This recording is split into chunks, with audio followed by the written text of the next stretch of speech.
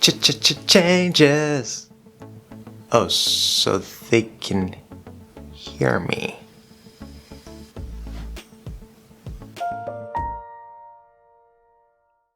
Hi, I'm Josh, your singing American English guide, and today we are looking at the last consonant pair, ch and j. And this is actually a really interesting pair with how it works in terms of the physical creation of the sound. And I was actually quite amazed when I realized it. I was like, oh, wow. And we're also going to be looking at a very special linking rule that you have to be aware of, but we're going to see that near the end of this lesson. So make sure that you don't miss that. So how do we make this sound, or these sounds?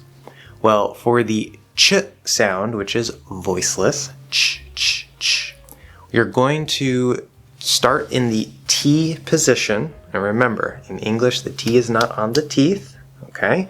The T is going to be up here, right behind your teeth on the top of your mouth.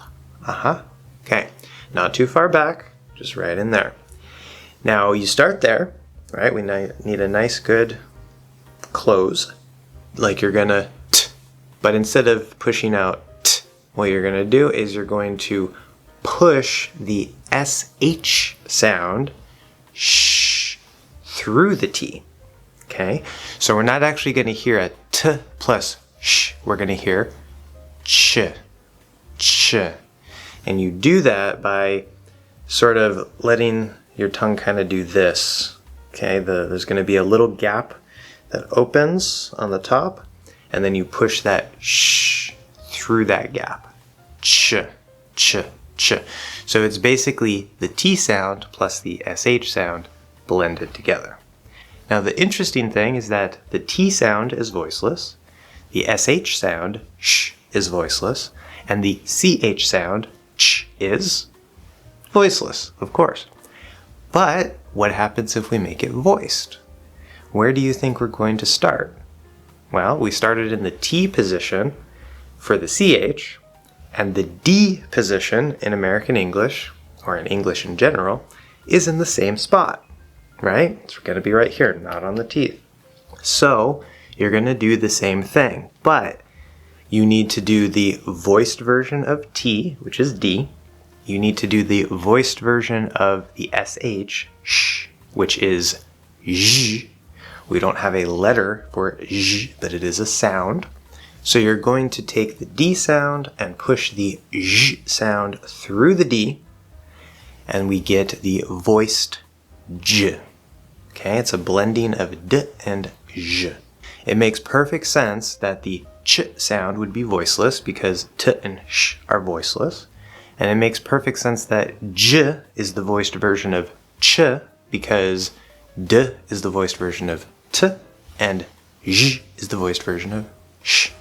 Note also that it is very common, although not required for the sound, to include the lips. Okay, this is not a lip sound, but just like with some sounds like sh, and as in book, it's very common to get the lips to kind of come up a little bit, not out. You're not trying to round them, right? Sh, ch. Now that's pretty easy, but there are a couple common mistakes that English learners make. The first common mistake is not actually going into the t or d before the sh or zh. This is a common mistake that not all English learners make, but especially as you're trying to speak, trying to move through all those sounds, maybe instead of saying cheese, you say she's. So you really want to make sure that you close it off in the T or D position first, and then flow open into the SH or the ZH. Zh. Now, in really fast or lazy speech, sometimes it is possible, like transitioning between two words or whatever, that it can actually be where we do maybe a very light T or D. We don't completely close it, but it's kind of barely there a little bit. Don't worry too much about that. That's a different thing. Just make sure that you can make a nice, good, solid ch and j for now, and you'll be perfectly fine. The other common mistakes come from the spelling. So normally the CH spelling combination represents the ch sound. Okay, it's very, very common that it will be ch.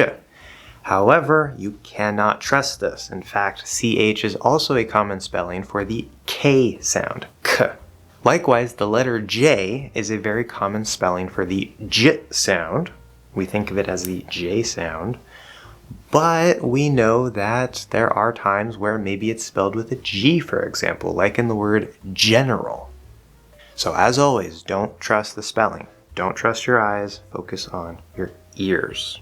That's how you master English pronunciation. Now there's one very special spelling situation that I do want to mention here really quick, and I've talked about it before here and there on this channel.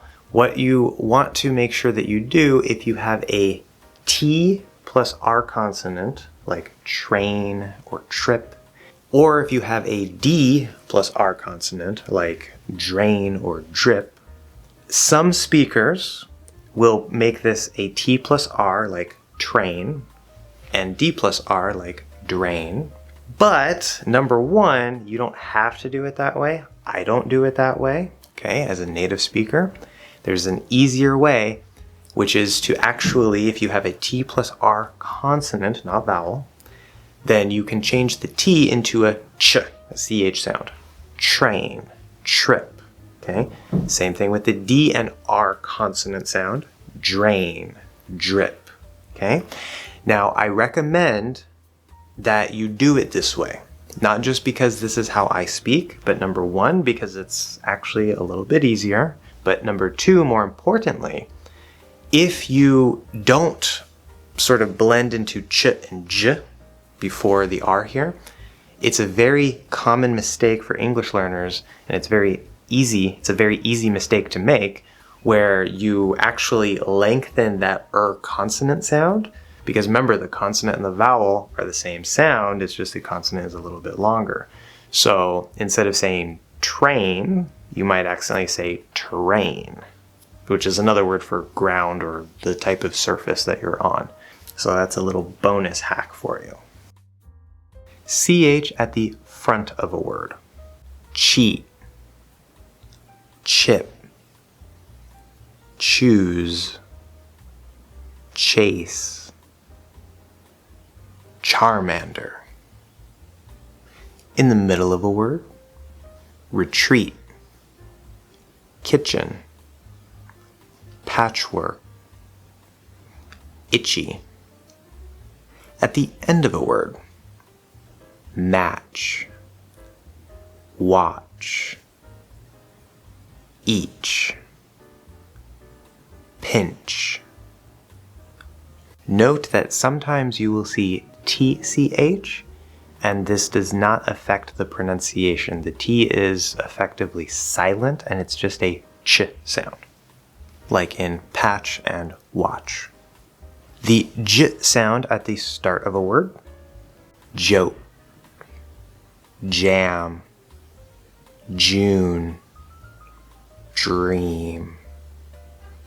In the middle of a word, ajar, aging, pageant, congeal.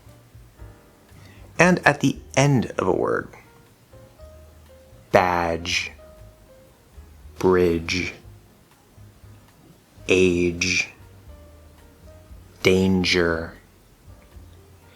Note, just like the TCH spelling pattern, sometimes we have the DG spelling pattern, which is just the J sound. There is no D.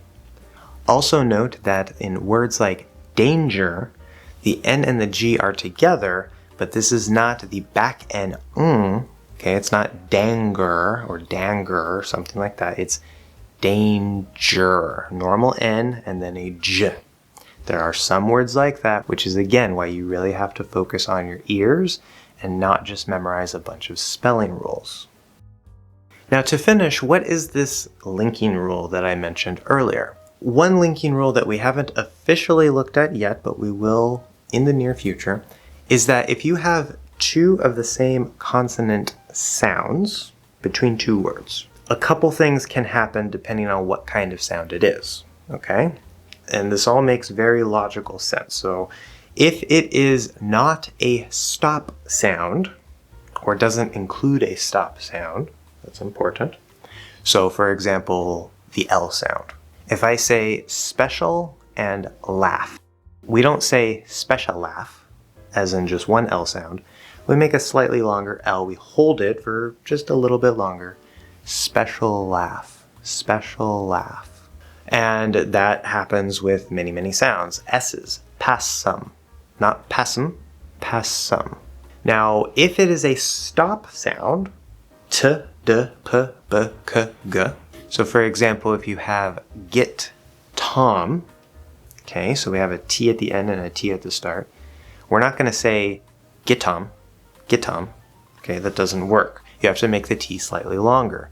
But it's physically impossible to hold the T sound because it's a stop sound, right? You have to go into the position and you can't hold it.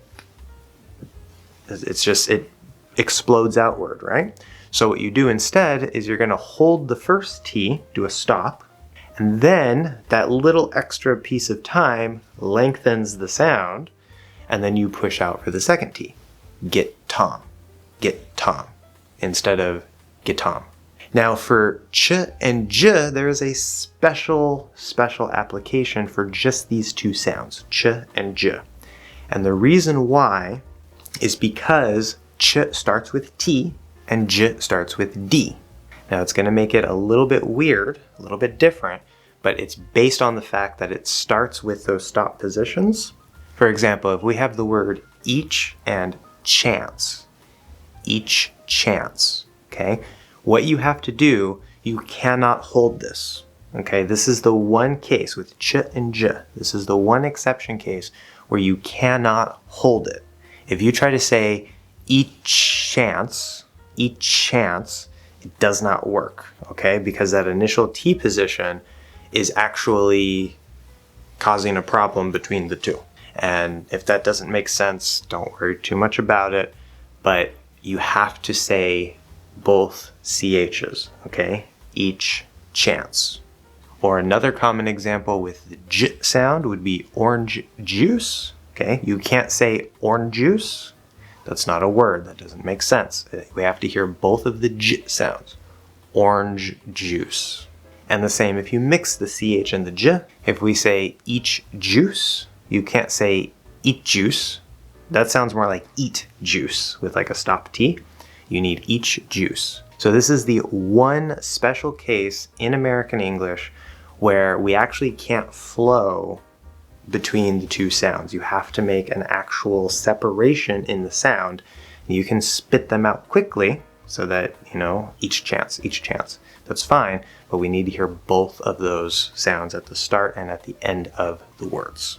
Don't miss the next lesson, which is on the last consonant sound, the Y sound, y.